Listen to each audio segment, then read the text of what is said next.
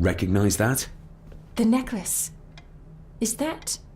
A young Eddy and his mother Clara.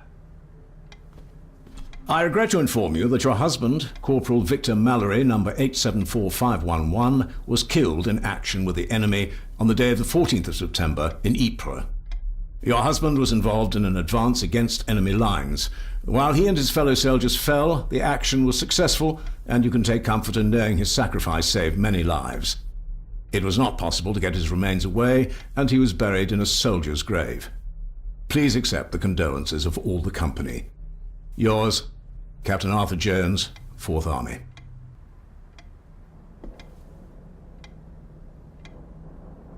Thank you for your last letter. My heart soars with every word of yours I read. I touch the ink and imagine your fingers are just inches from mine, that we can almost touch, that I can almost feel the warmth of your skin once more. Young Edward grows more like his father each day. You'd be amazed how he shares your looks. I long for the day that this terrible war is ended and you return home to us, so we can be a family once more. I shall write to you again soon. Know that until then you are always in our hearts. Your loving wife, Clara. The date. She was writing this when the death notice arrived. Oh, the poor woman.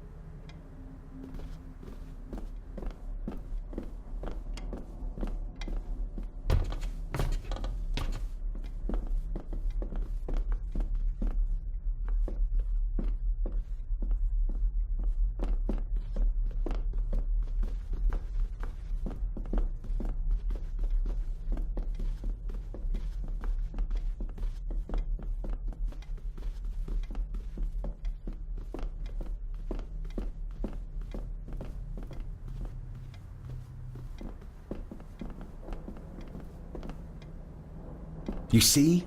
The necklace was his mother's. He gave it to the maid. The maid! You're right. We need to speak to him about this. But how could you know this? I can't help you if you don't tell me. Cousin Eddy might be a murderer. How I draw my conclusions can wait for now.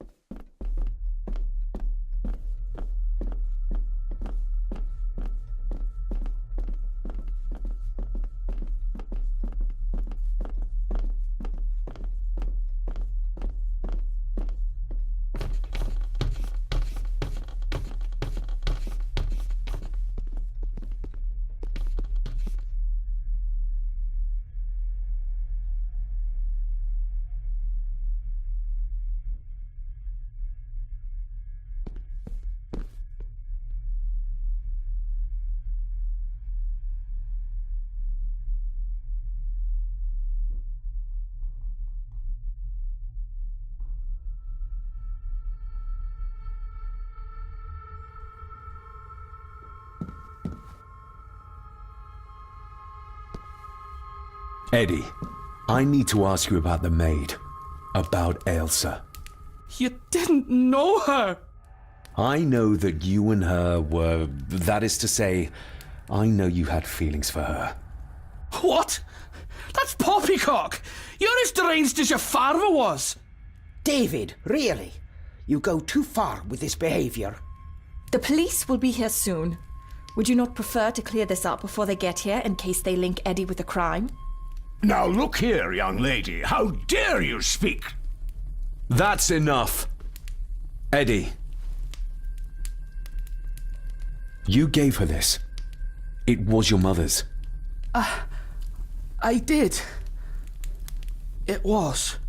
Eddie! I was just trying to cheer her up. She has nothing, and I had no need of it. You know she sends... You know she sent most of her money home to her grandmother.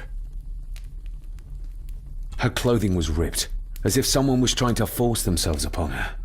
I would never have hurt her. My little doe. Strange thing to call the help. How?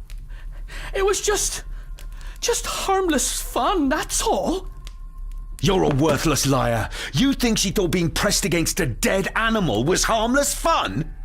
How do you know? It's true. Ailsa and I would never have laid a finger on her. We were in love. I helped her with everything, even with her chores. Rose and... That's quite enough. Eddie, you are obviously upset. And you are not helping, David. Angus, will you please take the young master upstairs? As you say, Mum.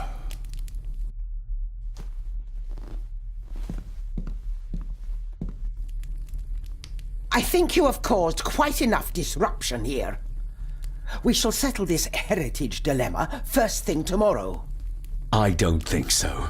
I have more questions now than ever. About my father, the maid, this whole damn house. Have a care, David. Need I remind you of your father's temper? I would never. Given the current mental state of Master Eddy, who should be a part of the heritage considerations, any discussion on the topic would be futile at this point. Would you not agree? Thank you, Leah. Maybe it's a good thing you're here after all. Impudent brats! What's going on? Did you notice when Margaret got angry? When Eddy mentioned chores involving Rose. What does that mean? It can only have something to do with Lady Rosemary and Aunt Cecilia, and whatever the maid was doing in the attic. The attic? I saw the maid coming down the stairs with a tray, but there's nothing up there but an empty room, or so I thought. Interesting. What is it, David? I have to see.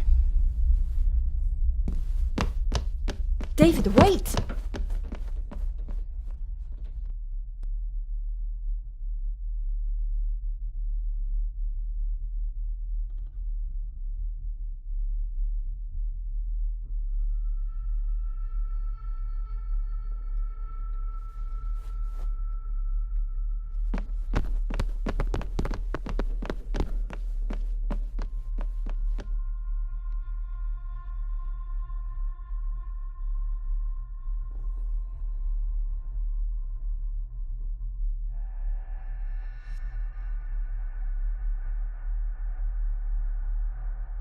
You have to start confiding in me, David. What are you seeing?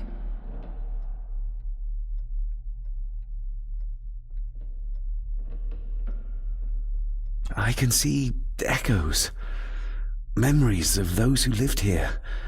I see my father as a young boy. He's trying to communicate with me. Perhaps you visited here as a child.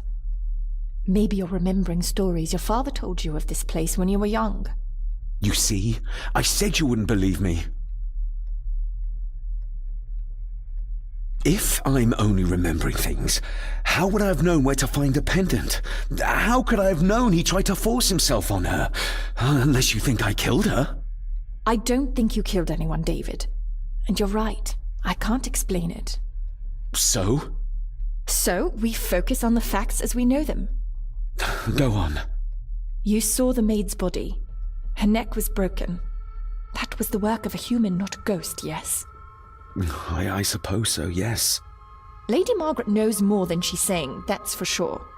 Godspeed getting anything out of that old hag. No, I know. But Eddy might be an easier option. Yes.